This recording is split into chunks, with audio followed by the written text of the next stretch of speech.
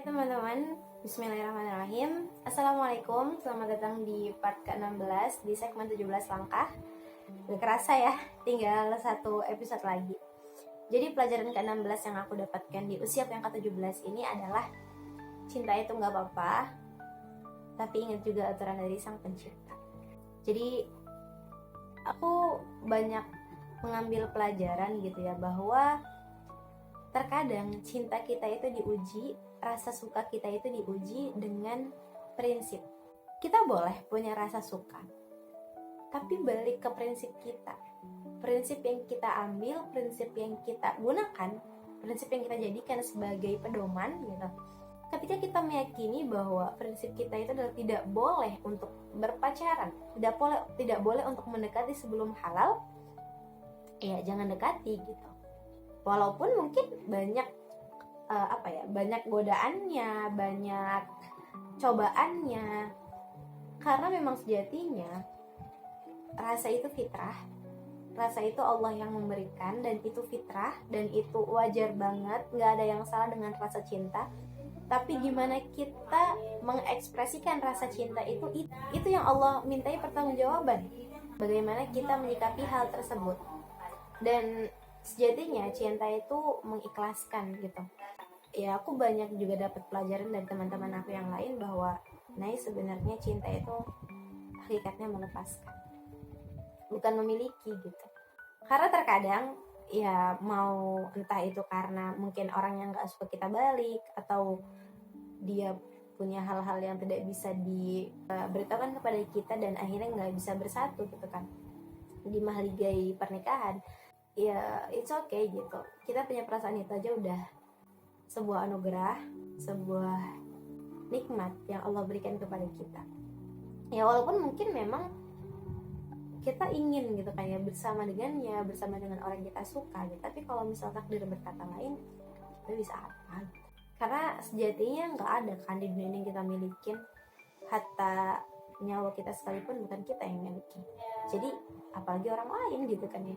Dan kemudian mungkin kita juga pernah gitu ya suka sama seseorang, tapi juga harus kembali melepaskan karena tujuan akhirnya atau prinsip-prinsip yang dia miliki itu gak sesuai dengan prinsip-prinsip kita, atau kemudian visi misi dia gak sesuai dengan visi misi yang kita buat.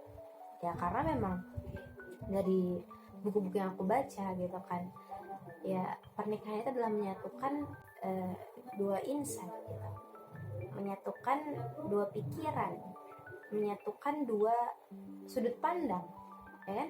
Dan ya menyatukan visi misi. Kalau visi misinya aja udah nggak sama, prinsip yang digunakan udah nggak sama, ya bakal banyak cekcok gitu nantinya. Ya walaupun memang nggak menutup kemungkinan gitu, yang sama-sama paham, yang sama-sama seprinsip aja ada yang cekcok. Tapi kan kalau misalnya seprinsip bisa lebih mudah untuk menanganinya. Kemudian intinya kita harus banyak belajar gitu kita, bahwa ya kalau misalnya Allah nggak takdirkan ya kita mau gimana gitu loh. Walaupun mau berat, tapi apapun itu ketetapan Allah adalah yang terbaik. Kemudian kayak juga mungkin ada satu titik kita kayak menyukai seseorang, tapi ternyata perilaku dia tidak seperti yang kita inginkan. Ya akhirnya pilihan untuk menjauh adalah lebih baik dibandingkan kita harus menahan konflik itu nanti ketika kita udah menikah gitu. Dan ya walau memang sih melepaskan itu berat, karena aku pribadi ya nggak ada sih yang namanya kayak benar-benar, mungkin ada ya orang yang bisa untuk benar-benar melepaskan itu, tapi aku pribadi susah sih.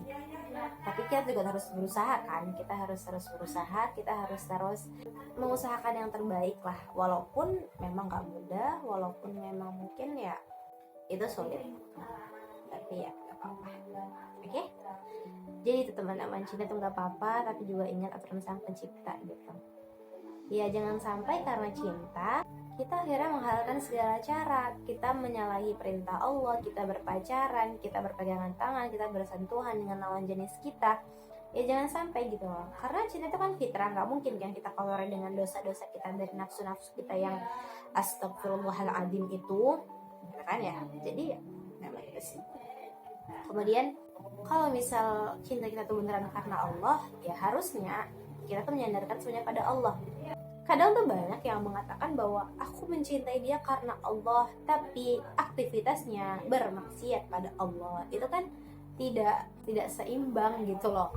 Jadi ya kalau kita mengatakan bahwa kita harus seimbang gitu loh menjalaninya. Kalau misal kita mengatakan kita mencintai dia karena Allah, ya sudah, berarti jangan ada aktivitas bermaksud kepada Allah di dalamnya. Dan kalau sebenarnya kita mencintai orang tersebut, kan kita nggak pengen untuk mengajak dia berbuat dosa, untuk mengajak dia ke neraka, gitu kan ya. Ya otomatis kita harus sama-sama menjaga kehormatan orang yang kita suka gitu.